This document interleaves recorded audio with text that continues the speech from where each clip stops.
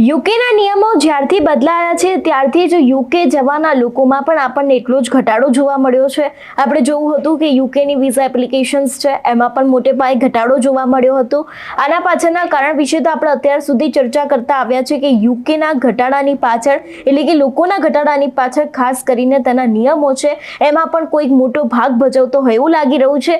પરંતુ અત્યારે ઘણા બધા લોકો એવા છે કે જે લોકો નવા પણ દેશો તરફ વળી રહ્યા છે।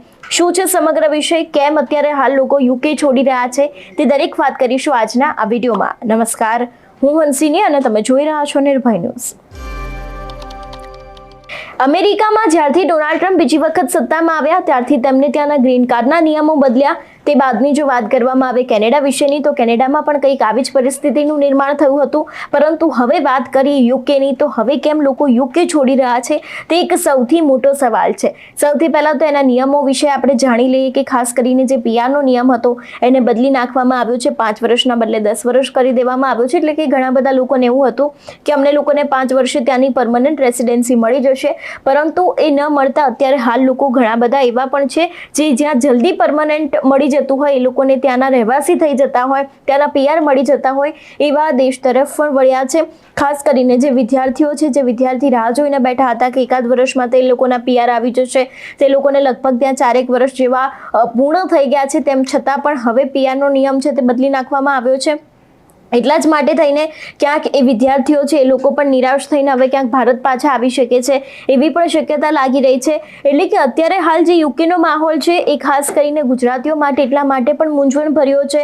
ઘણા બધા ગુજરાતીઓ એવા છે કે એ લોકોને સમજાતું પણ નથી કે હવે શું કરવાનું, શું ન કરવાનું, શું ત્યાં જવું જોઈએ કે ના જવું જોઈએ। ને અત્યારે હાલ જે પરિસ્થિતિ ત્યાં ચાલી રહી છે, નિયમો બદલી નાખવામાં આવ્યા છે, એ નિયમોને સમજવા પણ અત્યારે હાલ પૂરતા ગુજરાતીઓ માટે ખૂબ અઘરા બન્યા છે।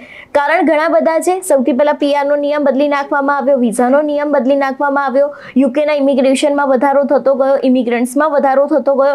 એટલા જ માટે થઈને ક્યાંક યુકે છે એ લોકો દ્વારા, ત્યાંની સરકાર દ્વારા પણ અનેક એવા પગલાં ભરવામાં આવ્યા જેથી કરીને ત્યાં રહેતા બીજા જેટલા લોકો છે એ લોકોને સરળતાથી ત્યાં જોબ મળી રહે, ઘર મળી રહે, અથવા તો પછી કોઈ પણ તે લોકોને કામ કરવું હોય એ કામ પણ મળી રહે।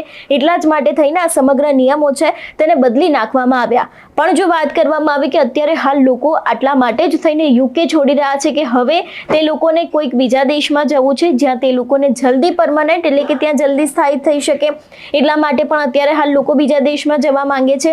તેની સાથે જેટલા પણ લોકો આઈટીમાં કામ કરી રહ્યા છે અથવા તો જેને વધારે આઈટી શીખવું છે એ લોકો જર્મની તરફ વળી રહ્યા છે, કારણ કે એવું પણ કહેવાય છે કે આઈટીનો હબ એટલે કે જર્મની। એટલે જેટલા પણ વિદ્યાર્થીઓ છે જે લોકો માટે પહેલા ઓપ્શન હતો કે યુકે જવાનું છે અથવા તો પછી કેનેડા, અમેરિકા જવાનું છે, એ લોકો હવે ત્યાંના વિઝાના નિયમને કારણે, પીઆરના નિયમને કારણે જર્મની તરફ વળી રહ્યા છે।